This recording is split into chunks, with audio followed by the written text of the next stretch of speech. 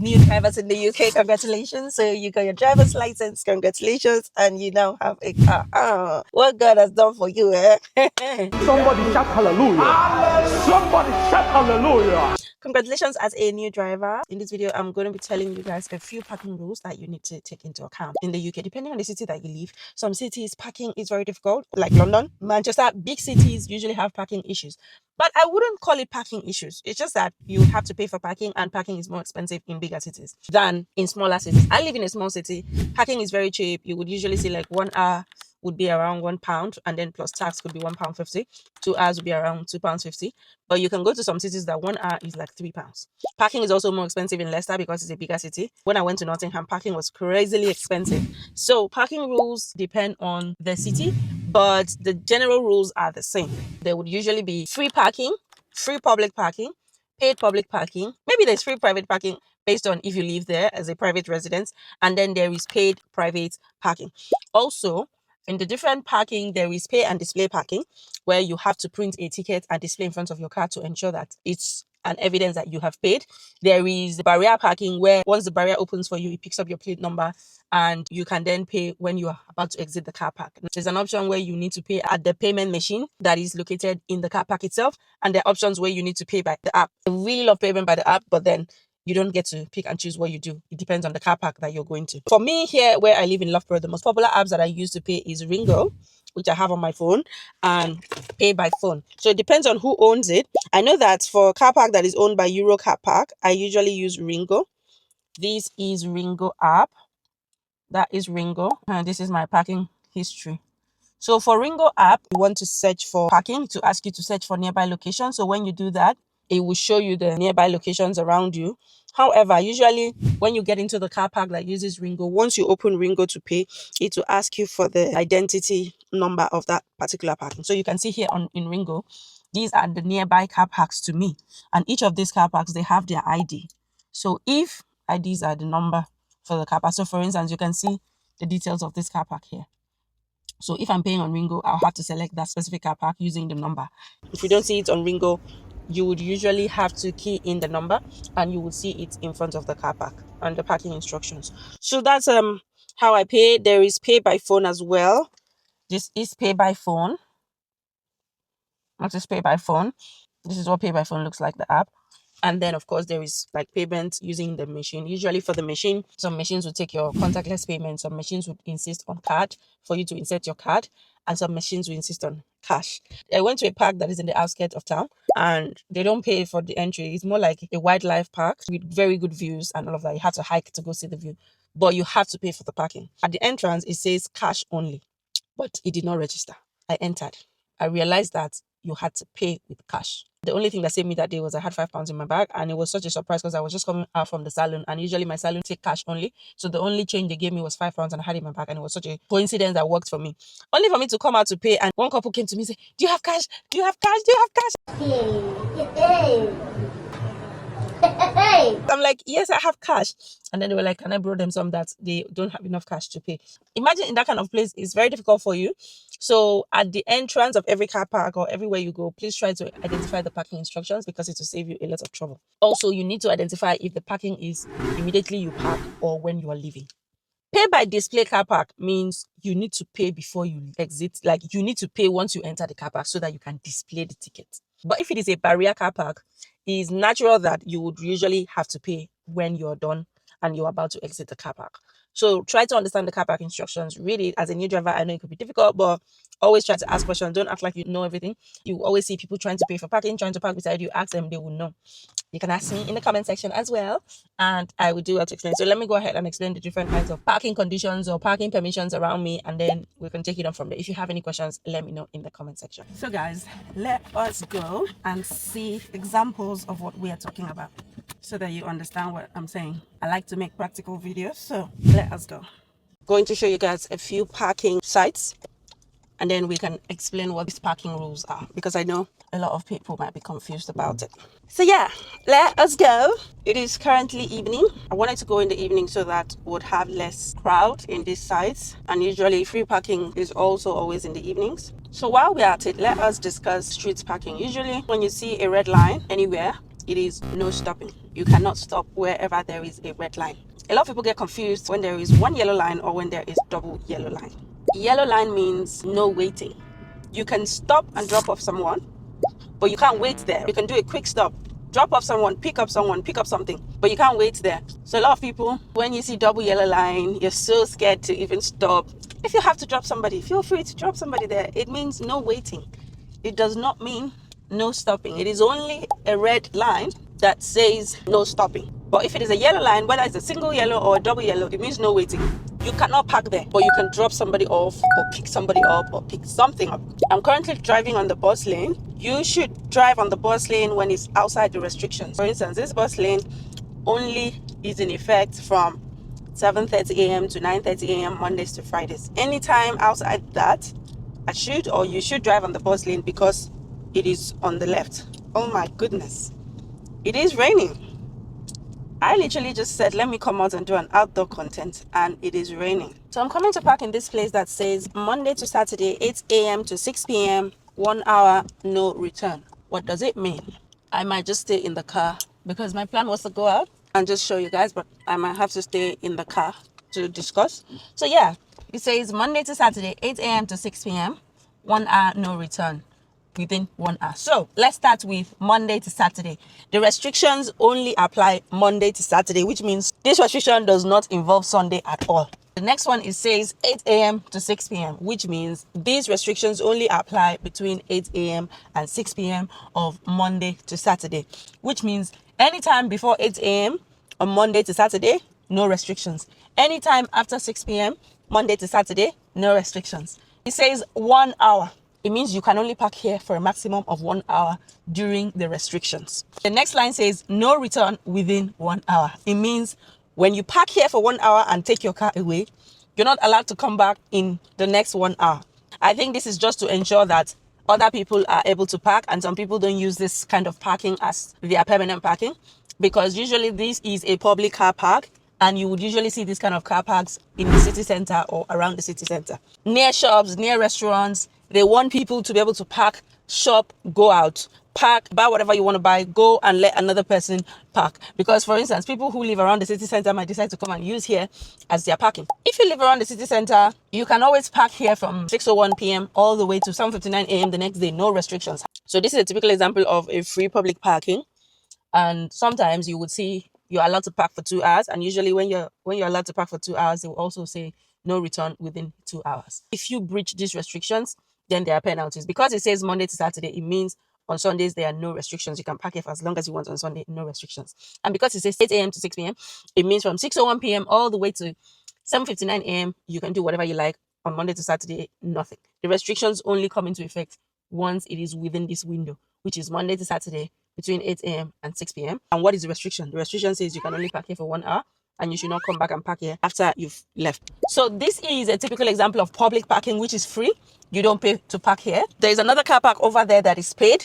I think I'll take my umbrella and go and show you guys, because I cannot imagine coming out here and not doing this content. It's very disappointing. But I'm glad that I'm staying in here to make the content. At least you can hear me. I will take a picture of the notice and show you. You also see this kind of notifications on the streets. Streets that are close to city centers, you would see this nature of notification. So I want to show you guys where the car park says pay and display. That one is a paid parking. After payment, you still have to display your tickets. Otherwise, you will be in trouble. Because I noticed some people do not understand. So I want to show you guys that. So you can see this car park now. It says pay and display car park. Usually when you get your tickets from this machine takes card as well, but there are some machines that only take coins. So take note of that. When you pay for your ticket, your parking here, it would print a ticket for you. And when it prints a ticket for you, you have to display it in your car.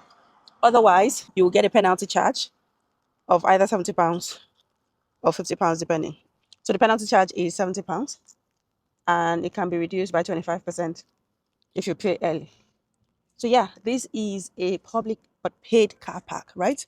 Now let me show you what pay and display means. Pay and display means when you pay for this parking, you have to display it here, so that if a ticket officer comes around, they can see the ticket from your windscreen. If you do not display, you might be in trouble. So you always have to pay and display. So you can see people have paid for their parking. and they have displayed it. If for any reason you go to this kind of car park, it says pay and display, and you do not display, or maybe it doesn't print the ticket for you, then you should call the number or take a screenshot as evidence, because if you get a ticket, you have to defend yourself, right? I'm going to walk and show you guys a different car park that you do not have to pay and display. Why? Because there is a barrier. So this one is a private car park.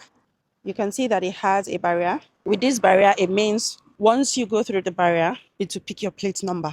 You will then pay when you're coming out. So let's see the rules. It says this is a pay on foot car park.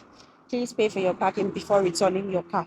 Usually when you go into a parking that has a barrier like this, you would usually pay before you leave. So because it says pay on foot car park, it means before you leave, you have to go to find the payment machine and pay, because if you don't pay, the barrier will not open for you to pass. Let us go. Mission accomplished.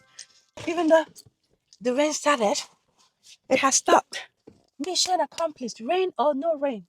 Mission accomplished. Now, for some paid car parks, they would usually give you like a buffer, like 10 minutes to 15 minutes to enter and exit without paying. You need to be very careful. Read the parking rules at some car parks, because some of them are usually 10 minutes, some of them are 15 minutes. And also, after you pay for your parking, if it is the ones where you pay when you're about to exit, after you pay for your parking, they'll usually tell you, oh, you have 10 minutes or you have 15 minutes to exit after payment.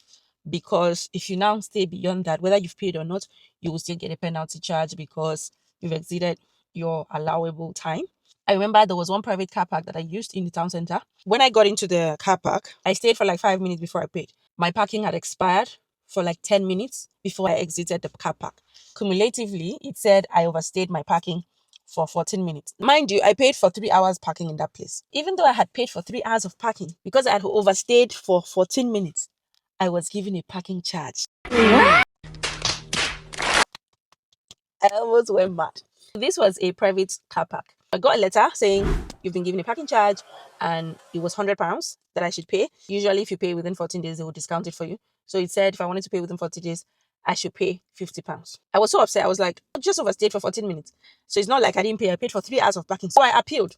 The car park was Euro car parks. I appealed, explained myself that, oh, when I entered the car park, my internet was slow, so payment was slow, and that when my parking had expired, I was about to leave because I went to a restaurant beside it. So I was about to leave. I forgot my phone in the shop. So I ran back to go get it. And that time accumulated up to a point where it was 14 minutes and I didn't exit the car park. Explain myself like that, send them the appeal, and they rejected my appeal. The audacity. They rejected my appeal and insisted that I should pay £60. I ended up paying the £60. But if it was a public car park, I want to believe that they would have waived that penalty for me owing to that appeal that I made. But it wasn't a public car park, unfortunately, so you just need to be very careful. There are places that they usually say loading only, especially in front of stores. When they say loading only in front of stores, a lot of people like to park there, rush into the store, buy something, and drive off. There is a popular place where I live, here in Loughborough, where it's in front of an African shop, Asian shop, and all of that. And there's a spot that says loading only. A lot of people park there. One day I parked there. As I was about to come out of my car, I saw a ticket officer walking towards me. The way I entered my car, I ran away. Because if a ticket officer comes and meets your car there, they will put a parking charge on your car. And that's £10 something you wanted to buy in the African store, you end up paying £100 or £70 for a parking charge. I only park there when it's very late, when I know that ticket officer don't go home. If not, I go and park somewhere that is free and walk all the way to that place. I cannot risk a parking charge. Parking charges are so expensive and unnecessary. So try as much as possible to avoid it, okay? Let's talk about at-home parking. Not all houses have parking spaces for their tenants. So if you drive, your priority should always be trying to get a house that has a parking space for you. Most times, when you're renting a house, they will tell you that there is only one parking permit for this house. If you're a couple and you have 2 cars, then it means you can only park 1 car and you will need to find another parking space for your second car. I know a friend who lives in the city center and does not have parking. He has to pay for parking in a private car park to park there, which could be expensive depending on the city you live in. So it's very important for you to take into account when you're renting a house, if there is parking space, how many spaces are available for you. Where I currently live, I have 2 parking spaces, which means I can park, and if any friend that comes to visit me with a car, they can also park there, because at every single time I can claim 2 parking space. I love that, because in fact, when I moved to that house, I didn't drive. So I was just happy that I even had 2 parking spaces. So whenever my friends come, they can always park and there's no issue. If you want to park somewhere and you see permit holders only, don't bother parking there if you don't want trouble.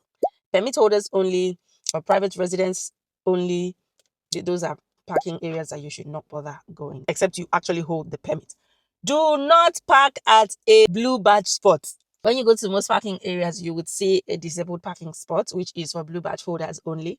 Don't try to park there because you can be given a parking ticket. Just do not park there because it is unfair to the blue badge holders. You can park somewhere far away and walk all the way to wherever you're going. Whenever you claim a blue badge, you are robbing somebody who truly deserves that parking of a space, which is not right. I have never parked in a blue badge spot. I think the only time I ever parked in a blue badge spot was I was going to my pharmacy to get my prescription.